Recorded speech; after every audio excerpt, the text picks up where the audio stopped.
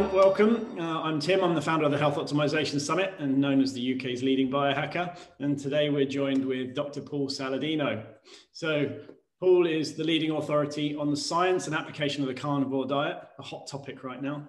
He's treated untreatable conditions in hundreds of patients. He runs his own podcast called Fundamental Health, which is really, really good one to listen to. He's also appeared on Joe Rogan, Bulletproof Radio, Ben Greenfield's podcast, Tom Bilyeu's podcast, and obviously Dr. McCullough's too. And he's the author of the bestseller Carnivore Code, Unlocking the Secrets of Optimal Health by Returning to Our Ancestral Diet. So, welcome. Thanks for having me on, brother. It's good to be here. Yeah, it's awesome. I'm really looking forward to coming to London to the summit as well. I'm excited. I haven't been there in a long time. Yeah, it's going to be a good event post all this stuff going on that we won't mention. I agree with you. I look forward to it. So I guess I'm just going to dive straight in, really. So for those that don't know you, obviously, because a lot of people in this space already do, but our audience over here in Europe is generally around 80% of people don't know what biohacking is and are coming in fresh for a lot of this content. So what got you into the carnivore diet?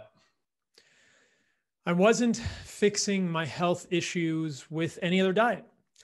So I tried everything: macrobiotic, vegan, paleo, autoimmune paleo.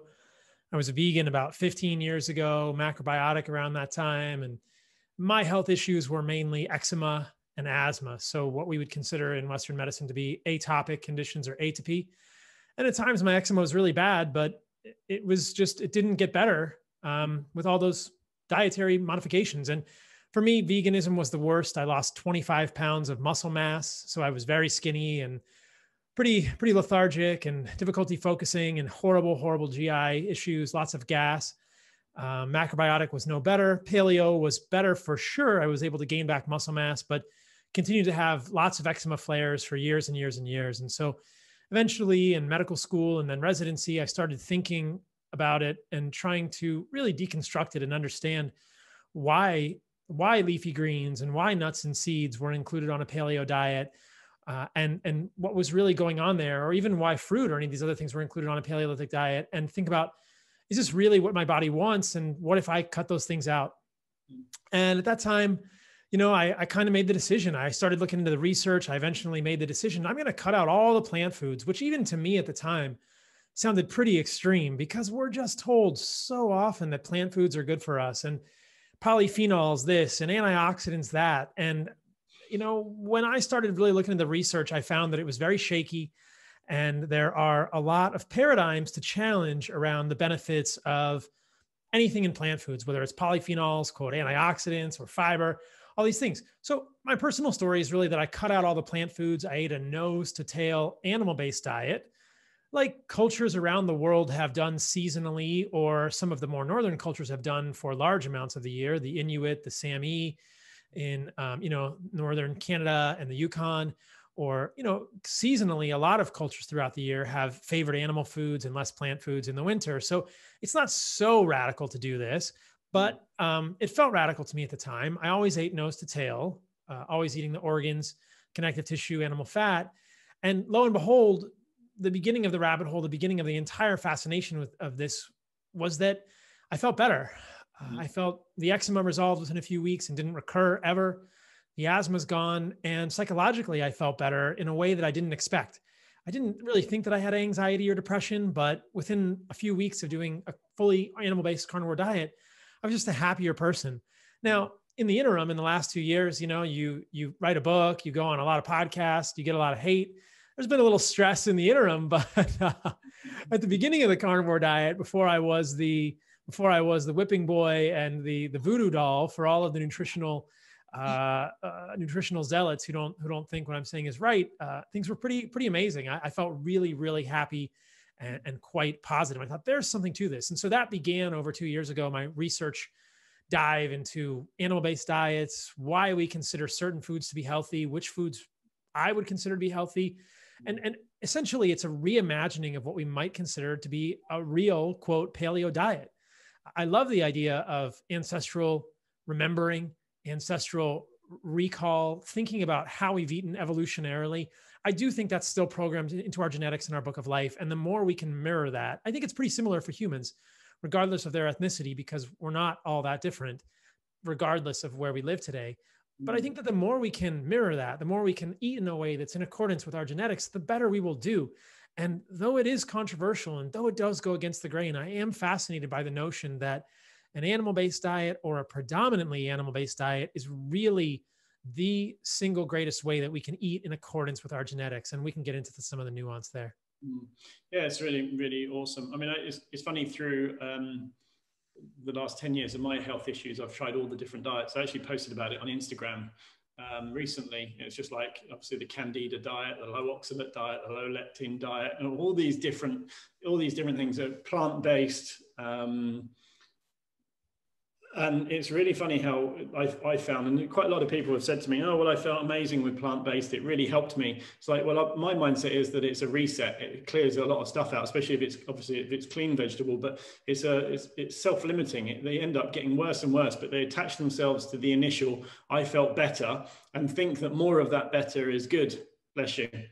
And yet their health deteriorates and they get worse and worse and worse, and won't let go of the attachment to the plant-based thing that they first thought made them healthy, forgetting their goal of being healthy. And so it's just really interesting to have gone through those motions myself and testing it. And I'm about 85% meat-based, I reckon now. So around there, and I'm really thriving on it. My body is shaping up, my muscle mass is coming back. I've got more energy to work out and things. So, yeah. And you bring up a good point there, that plant-based diets do work for some people temporarily. And I love data points. I really try not to be dogmatic. Though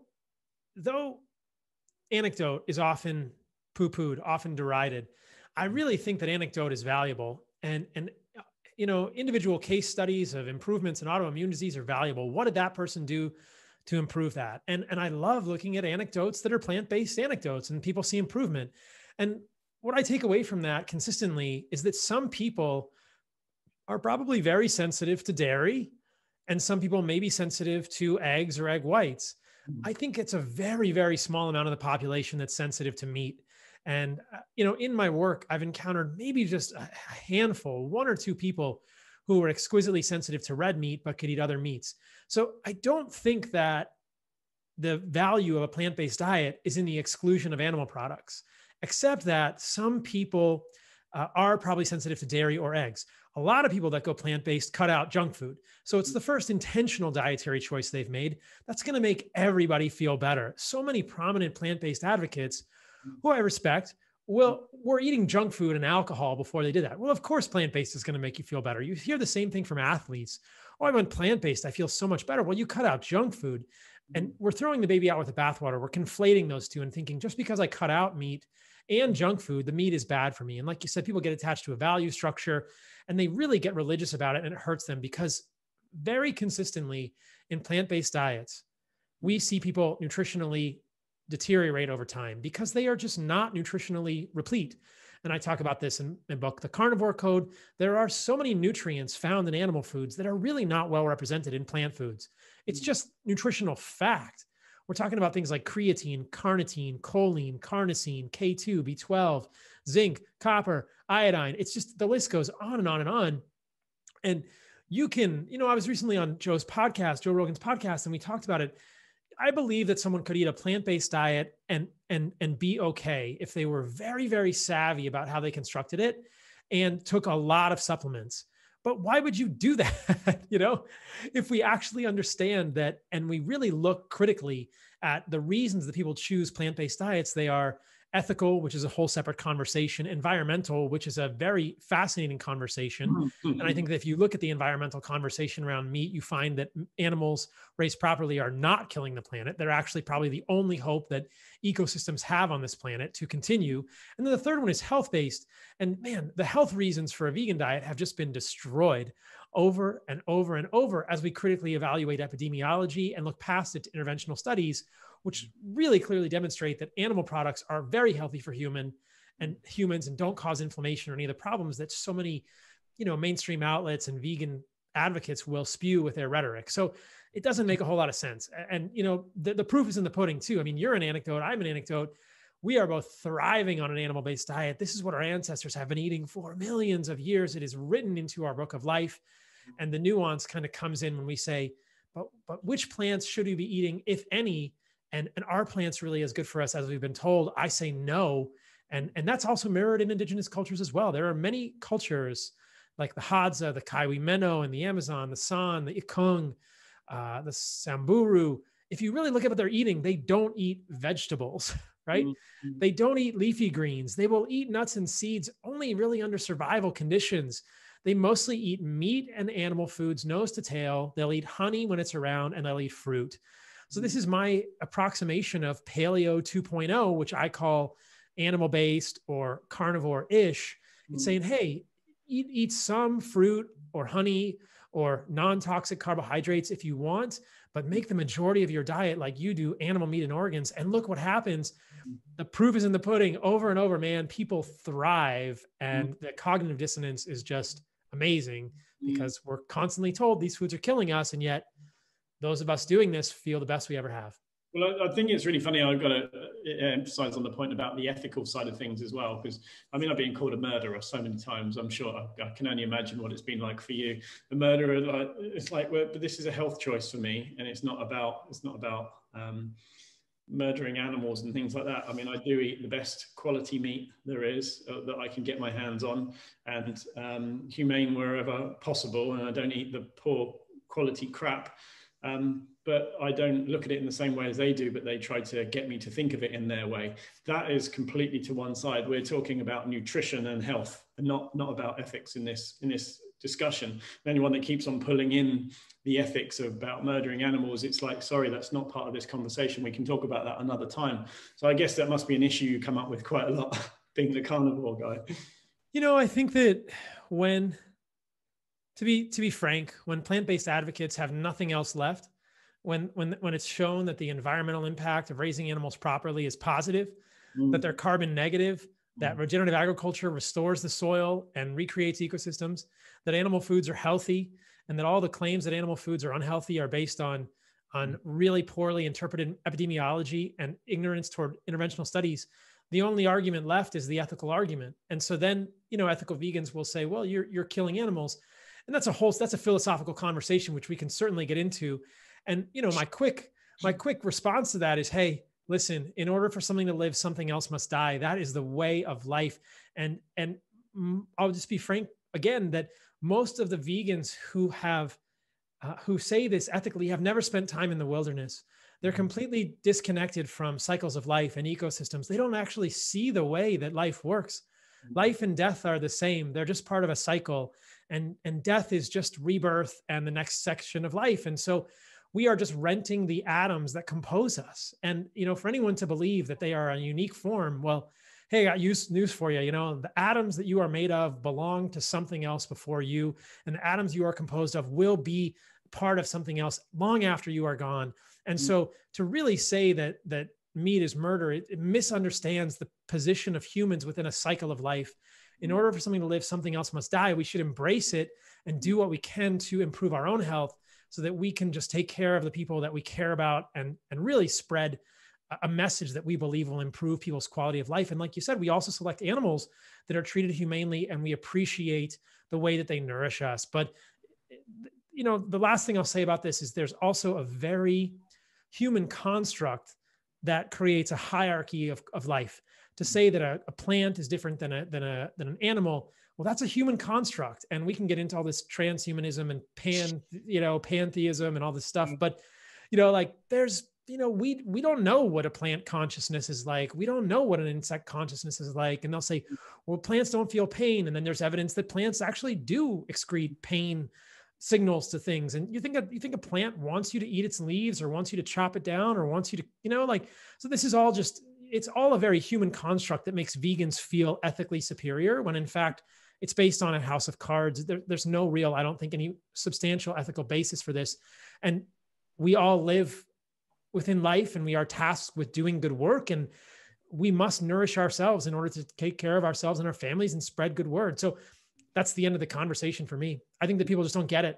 Yeah, I completely agree. There's a whole load of arguments that go with it. It's like the vegetables that are killing loads of insects and creatures that because of By kills, yeah, and disrupting ecosystems, and whereas the manure from the animals feeding the ground, helping nourish it to actually, I mean, it's a big argument, I know. But anyway, so we'll move on from that. But I just wanted to touch on that because so many people say this to me, and the amount of angry vegans or plant-based people out there. And whereas it's funny when they do convert to eating more meat, and I'm not saying fully meat necessarily, but they become happier and less argumentative and actually want people to be happy. And instead of worrying about killing animals, they help about lifting humanity and being a nice person.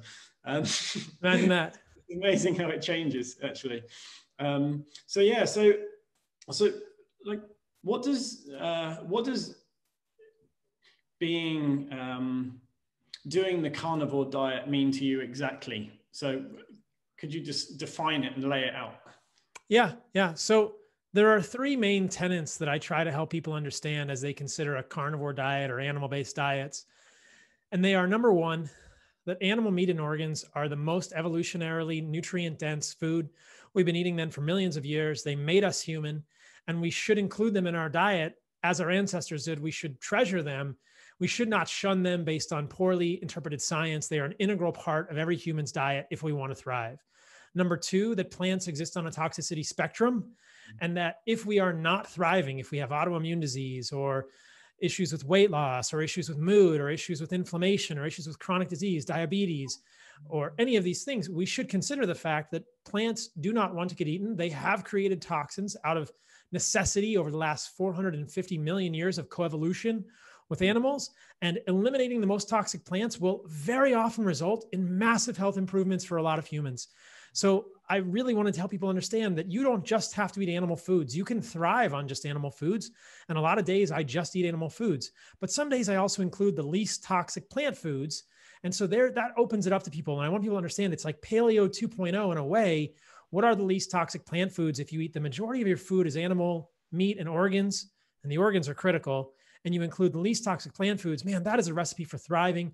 The third point is perhaps the one everybody will be familiar with, which is that processed seed oils and sugar are the single greatest drivers of chronic disease and illness, and eliminating those from the human diet will be hugely impactful in our quality of life. And there are ways that those seed oils can sneak into our diet in ways we're not aware of, but that's the three key components, make meat and organs the center of your diet, eat nose to tail, eliminate the most toxic plants, eliminate sugar and seed oils, and you'll be a happier, healthier person. So that's really the message around the carnivore diet. It's not dogmatic. It's not, I want everyone in the world to never eat another plant and to only eat meat. It's understand that meat and organs are the most important part of your diet, and that plants exist on a toxicity spectrum. And the more meat and organs you eat and the less toxic plants you eat, the more you thrive. That's the simple equation. Yeah, here. I agree. So I just want to touch on, you say organs. So I'll go through those 3 points quickly. You say about organ meat specifically and predominantly meat. What organs are you thinking for those that this is completely new to, that haven't heard about eating organs, obviously other than steak and kidney pie in England, which is a normal thing, and turn their nose up at liver. What are you thinking? Liver, heart, kidney, pancreas, spleen, thymus, as much as you can. Also connective tissue, bone broths, bone marrow. Yeah. So here in the US, I've got a company called Heart and Soil. The website's heartandsoil.co. We make desiccated organ supplements to help people get these organs, to get the capsulated form of these organs, but get them fresh if you can. But your ancestors ate organs. That's not debatable. And there are unique nutrients in organs for humans, things like biotin, folate, riboflavin, copper, choline, K2. They're hard to get in other foods, even other animal foods, especially in plant foods. And so getting organs is just really a key way to level up the nutrition quality of your diet. And everyone I speak to, I get so many emails at Heart and Soil now. I speak to so many people who say, I was feeling good on my diet, then I added liver or heart or, your organ supplements, and I feel that much better. And it just makes sense. There are unique nutrients here that we need. That's how you construct a complete diet. This is nature's set of multivitamins, is the organs. So eat as many as you can. If you can't do that, consider something like a desiccated form. It's interesting because I remember, so there's 2 points here. One is ancestrals, they would worship the animal or sacrifice it, and they would respect every part of it. And so nose to tail, and eating the organs and enjoying every last piece of it, instead of wasting it like we do now. It's like many people I see, we go out to eat and they're, won't nibble on the bones or chew the bones or won't eat bone marrow or any of these things, or don't save the bones when they have meat at home and they have bones left over. I mean, I freeze every one. It's like respecting the animal. And if you say about, really taking advantage of every piece and being grateful for it. I mean, our body produces enzymes based on the food that we have presented in front of us. And if we prepare it ourselves and we respect or sacrifice or, really respect the animal, then we're going to digest it better. We're going to get more nutrients from it. And that's much more seriously ethical, I think, in my opinion, as a result. And respectful. Absolutely. The other thing is that I remember quite a few years ago when I had adrenal fatigue, let's just say that. And I remember reading about adrenal cortex extract, and actually Thorne do one. And I remember reading quite a lot about it before taking these things that could be powerful. And when you're starting out your health journey and you don't really know much stuff and you don't know what's going to do what to you, I read it to death about all these different supplements around adrenals. And adrenal cortex extract, I remember reading like heals like, which I think is quite a common term when it comes to organs and things like that. And it's just really interesting. If you want to feed your brain, take brain, eat brain, or have brain capsules if you can get them. And it's really interesting, isn't it, how the nutrients that are in it are what your body needs to fuel that specific organ as well.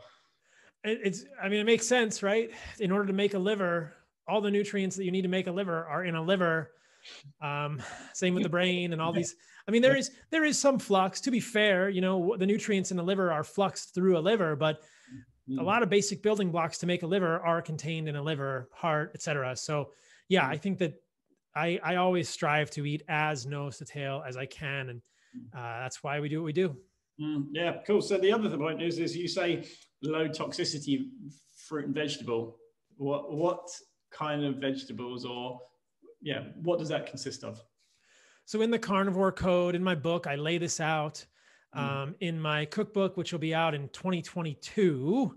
So shortly after this conference in September 2021, the cookbook will be out, but I kind of expand on this. The easiest way to think about this is just think about it from the perspective of a plant. A plant doesn't want its stem, its leaves, its roots, its seeds to get eaten. And so these are really the most highly defended parts of plants. People might say, well, what's left? Well, the fruit is left, essentially, the fruit.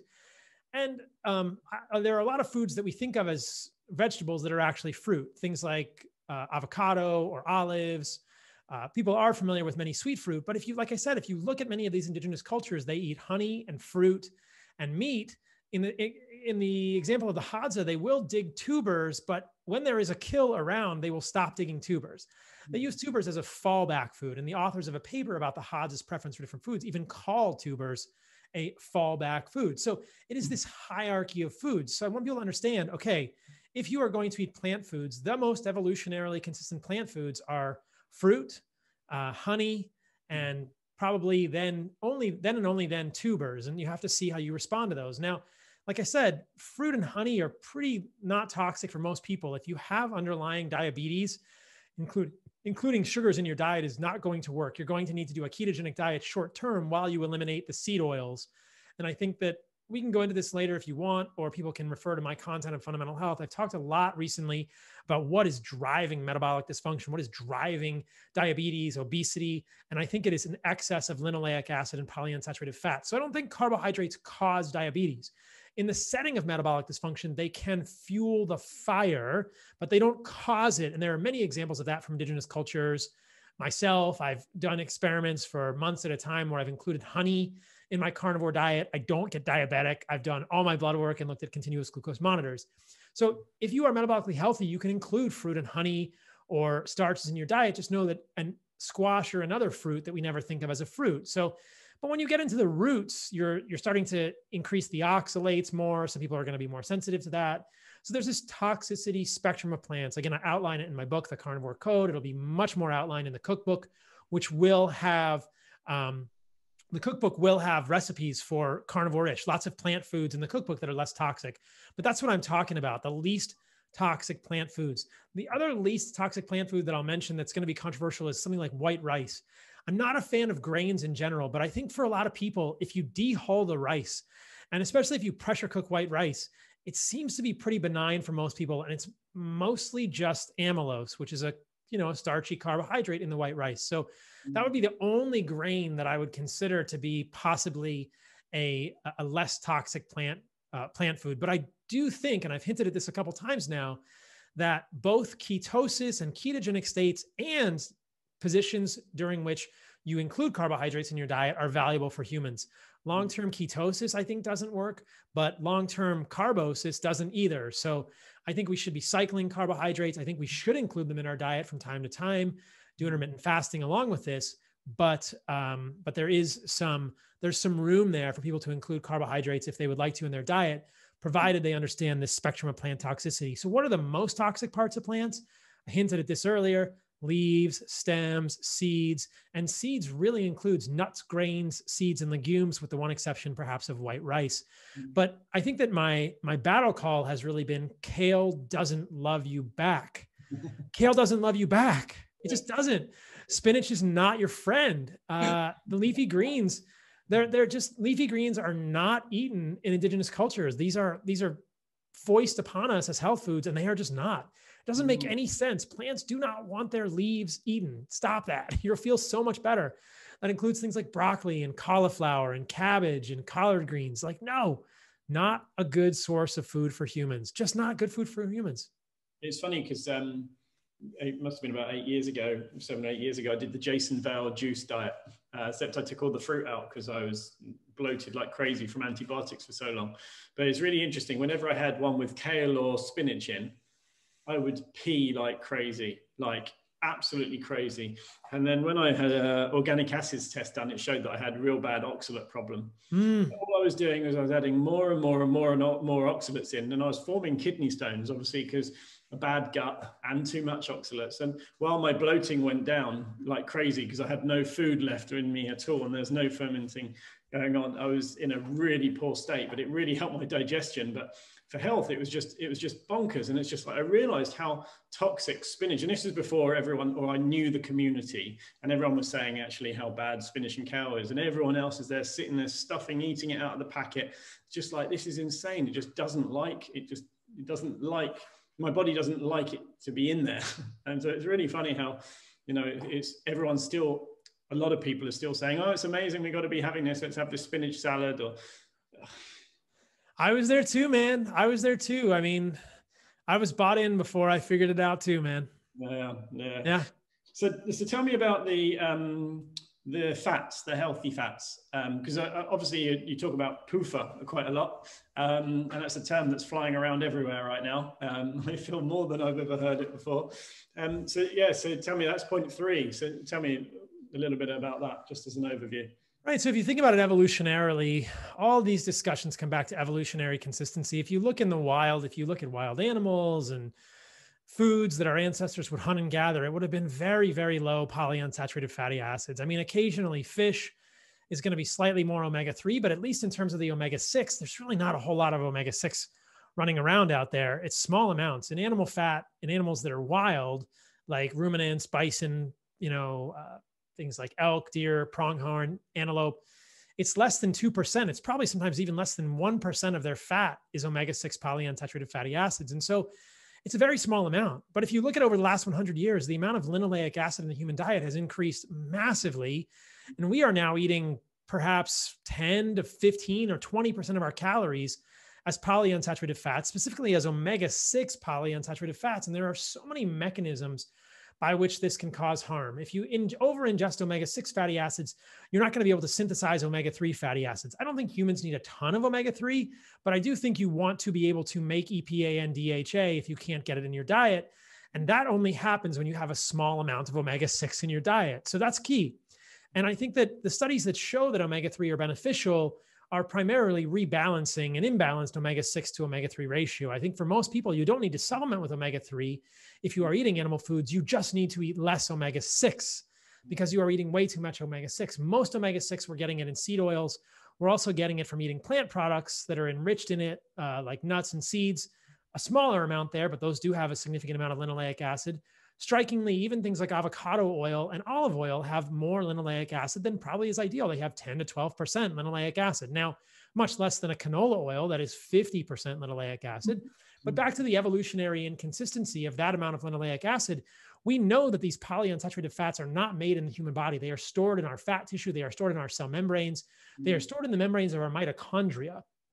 So on my podcast, Fundamental Health, I've had multiple conversations with people about this, about why it's bad to have excess linoleic acid in the membrane of your mitochondria.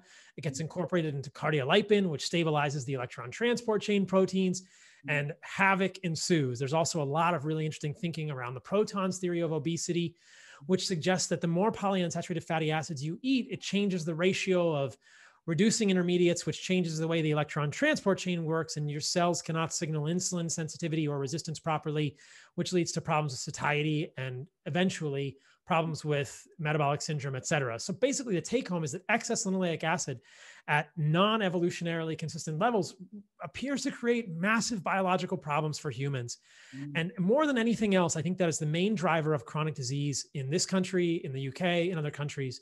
The finger gets pointed at sugar a lot. I don't think sugar is a great actor, but I think it's linoleic acid that is driving the majority of it, because they're probably the two biggest problems there. And I think that with sugar, the problem is just that it's easy to overconsume. And as humans, we know that if you are over consuming anything, if you are in a caloric excess, your body's not really going to perform well. So it's just so easy to overeat sugary foods that those can be a problem. But when eaten, foods like fruit and honey, these contain sugar, but when they're eaten on an isocaloric basis, when they're eaten and they're not overeaten, it's not a problem for humans. It's the excess. And the problem with processed sugars is that they're so easy to overeat. They've been made extra palatable and they're not nutrient containing. So I suppose you could put yourself in problems by overeating honey, but the intriguing thing here is that most natural, quote, foods like honey or fruit also end up, they have a satiety point for us. There's a point we reach where we're like, I don't want any more of that. I can't eat it. But you can drink Coke all freaking day long, man. It's just, and that's the problem. There is no satiety there once you make it into a synthetic food. So, and the same is true of seed oils. When you combine seed oils with high fructose corn syrup, you end up in a massive amount of problems with satiety. So that's really the issue there. And I urge people, that's one of the other reasons to consider eating your food from grass-fed, grass-finished sources. I'm really not even a fan of pork that's finished on corn and soy, because the fat of that pork is so enriched in linoleic acid. And that represents a small contribution relative to seed oils, but it's still a problem, I think.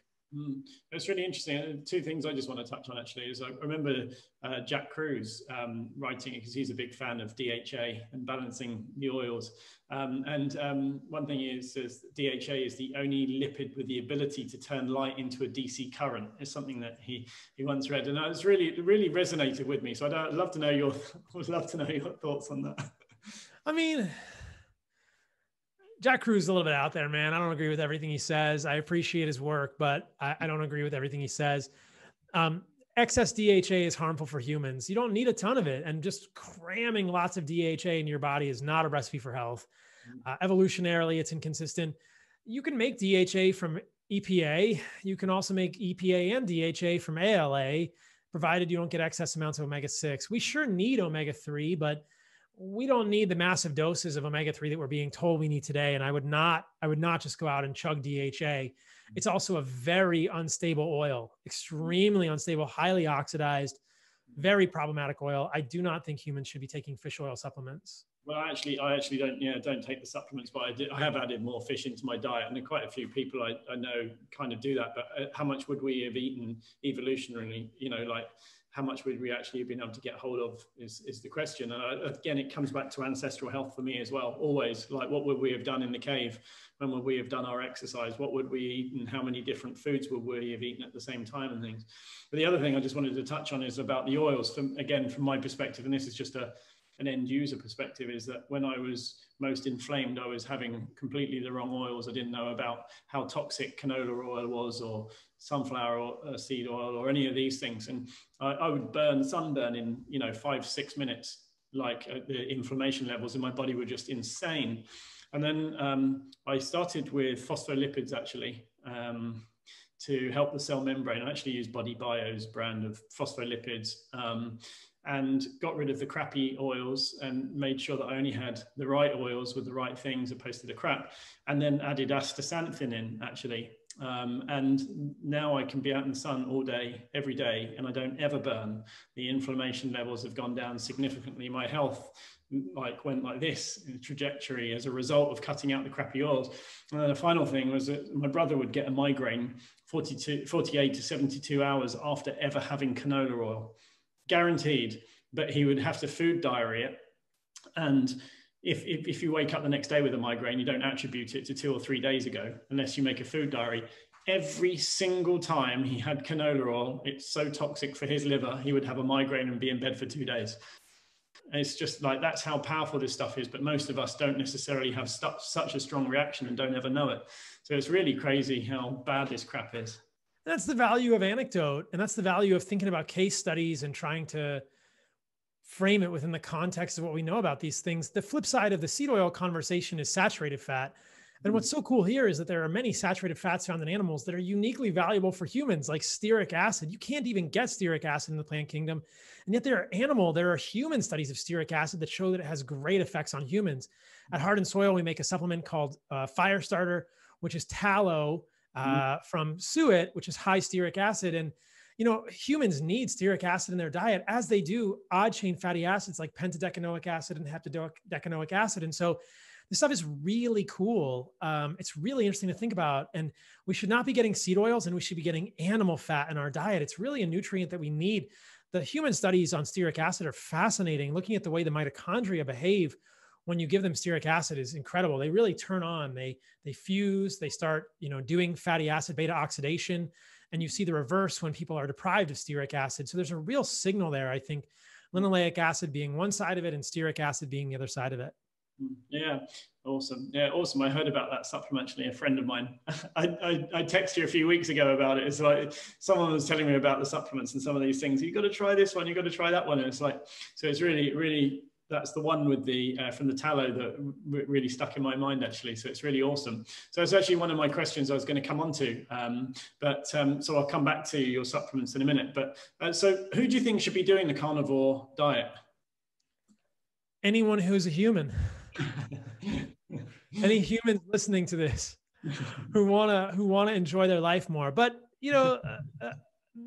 any humans listening to this could also do a carnivore-ish diet, and I think that's just the species appropriate diet for humans.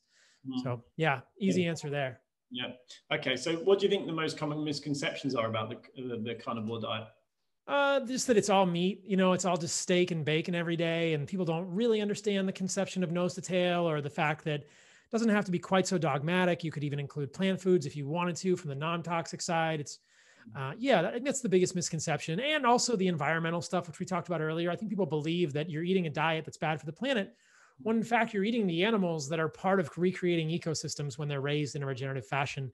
And that is highly scalable. So I will mention that regenerative agriculture is highly scalable. The pushback that we always get is, oh, you can't raise all cows grass-fed, grass-finished, and you absolutely can. That is a fallacy. Every single cow that we eat could be grass-fed and grass-finished and raised regeneratively. Absolutely. Plenty of land for that. Absolutely the case.